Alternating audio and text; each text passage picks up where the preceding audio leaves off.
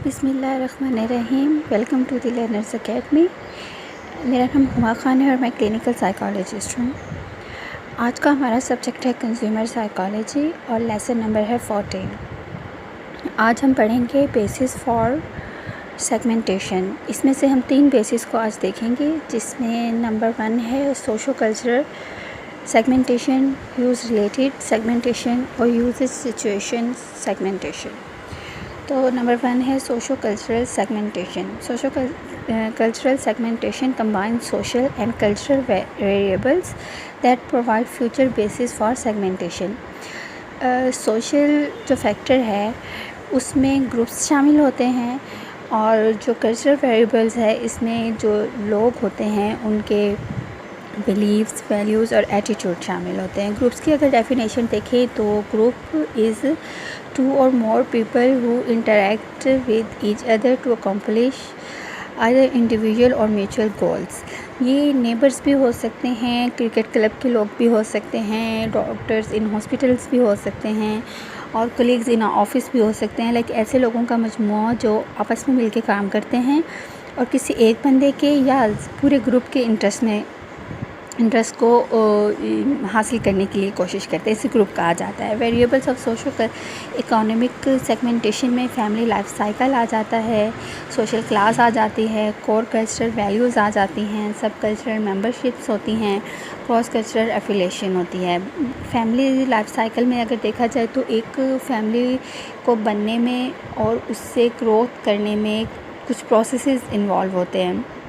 Like सबसे पहले जो एक इंसान है वो बैचलरहुड से गुज़रता है, वो बचपन से लेके जवानी तक के पीरियड से गुज़रता है। उसके बाद न्यूली मैरिड का फ़ेज़ आता है, वो मैरिड होते हैं, तब एक न्यू फ़ेज़ होता है लाइफ का। उसके बाद पेरेंटिंग हुड होता है, उसमें जब वो पेरेंट्स बनते हैं न्यू और पोस्ट पेरेंटिंग हुड लाइक जब उनके बच्चे बड़े हो जाते हैं उसके बाद फिर एक अलग से फ़ेज़ होता है और उस पर रिजोल्यूशन आता है। तो इसमें भी फ़र्क होता है कल्चर टू कल्चर। लाइक अगर आप वेस्टर्न कंट्रीज़ में देखें तो वहाँ पेरेंटिंग हुड के बाद जो फैमिलीज़ हैं वो अपने घर को रीफर्निश्ड करती हैं। लाइक वो जो पहले चीज़ें बच्चों की मौजूदगी की वजह से नहीं रख पाते थे, डेकोरेशन कर लें या और भी इस तरह के सेटअप, तो उसे तो कम्प्लीटली चेंज कर देते हैं क्योंकि उनके बच्चे फिर अलग हो जाते हैं उनसे। लेकिन अगर यहाँ हमारे कल्चर में देखा जाए, बड़े सग़ीर के कल्चर में, तो ऐसा नहीं है। यहाँ पे ऐसा होता है कि जो एक बच्चा पैदा होता है तो उसके बुढ़ापे तक, जब तक उसके पेरेंट्स ज़िंदा रहते हैं, उसकी केयर करते रहते हैं और वो एक साथ इकट्ठे मिलकर रहते हैं। तो यहाँ पे फैमिली का सेटअप अलग से बनता है और बाकी जो कल्चर हैं उनके हिसाब से अलग बनता है। तो इस कल्चर को, इस फैमिली सेटअप को सेगमेंटेशन के टाइम जो मार्केटर्स होते हैं वो नोटिस में रखते हैं कि अगर सेगमेंटेशन करनी हो तो वो इस फैक्टर पे भी कर सकते हैं कि वो किस कल्चर को ले रहे हैं और किस फैमिली लाइफस्टाइल को ले रहे हैं। ठीक है। दूसरा नंबर पे आता है सोशल क्लास। सोशल क्लास में 2 तरह की वैसे तो क्लासेस होती हैं, एक अपर क्लास, एक लोअर क्लास, लेकिन इसमें डिफरेंट वेरिएशन आ जाती है। Like upper class, middle class, lower class. Upper class में भी फिर अपर क्लास और लोअर अपर क्लास होती है, और मिडिल क्लास में अपर मिडिल क्लास और लोअर मिडिल क्लास होती है, और लोअर क्लास में अपर लोअर क्लास और लोअर क्लास होती है। ठीक है। इसके बेस पे भी सेगमेंटेशन की जा सकती है कि जो प्रोडक्ट है वो उसकी क्या कॉस्ट है, उसकी क्या मैन्युफैक्चरिंग है, उसकी क्या नीड्स को वो पूरा कर रही है, क्या डिमांड है उसकी, तो वो उस लिहाज से अपनी जो क्लास है उसे सेट कर लेते हैं और उसी को टारगेट करते हुए अपनी मार्केटिंग करते हैं और अपनी सेल पे कंसंट्रेट कर सकते हैं। तो इस बेस पे भी एक सेगमेंटेशन हो सकती है।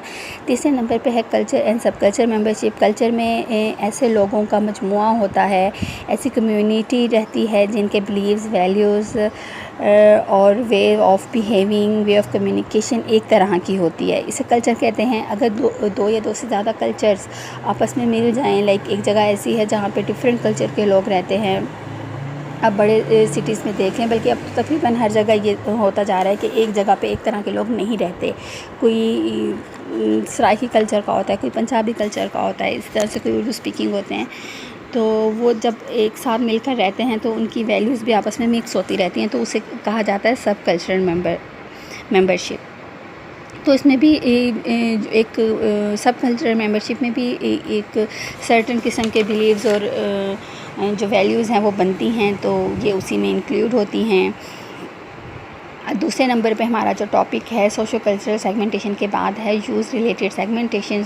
यूज़ रिलेटेड सेगमेंटेशन में ऐसा होता है कि जो मार्केटर्स होते हैं वो 3 चीज़ों को देखते हैं कि कौन से सेगमेंट में इनका लेवल ऑफ़ यूजेस कितना है, प्रोडक्ट का लेवल ऑफ़ अवेयरनेस कितनी है और ब्रांड लॉयल्टी कितनी है। इस बेस पे भी वो सेगमेंटेशन बनाते हैं। इसमें से ये 4 तरह की क्लासेस को बनाते हैं। 4 तरह की क्लासेस बनती हैं, जिसमें से नंबर 1 है heavy users, medium users, light users and non users.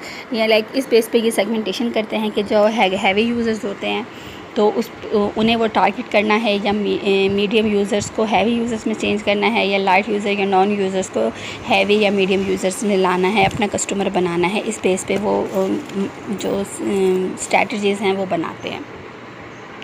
अब हम आते हैं अपने लास्ट टॉपिक की तरफ, वो है नंबर 3 पे यूजेस सिचुएशन सेगमेंटेशन। ये सिचुएशनल बेस पे होता है।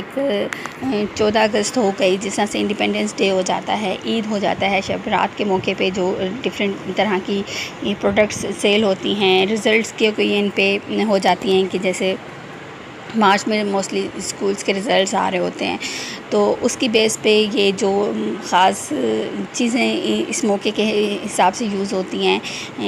तो मदर्स डे, फादर डे पे जो कार्ड्स, ग्रीटिंग कार्ड्स वगैरह होते हैं, इस तरह के जो ओकेजनल मौक़ों को टारगेट करते हैं, उस सेगमेंटेशन को यूजेस सिचुएशन सेगमेंटेशन कहा जाता है। आज के लिए इतना ही। अल्लाह हाफ़िज़।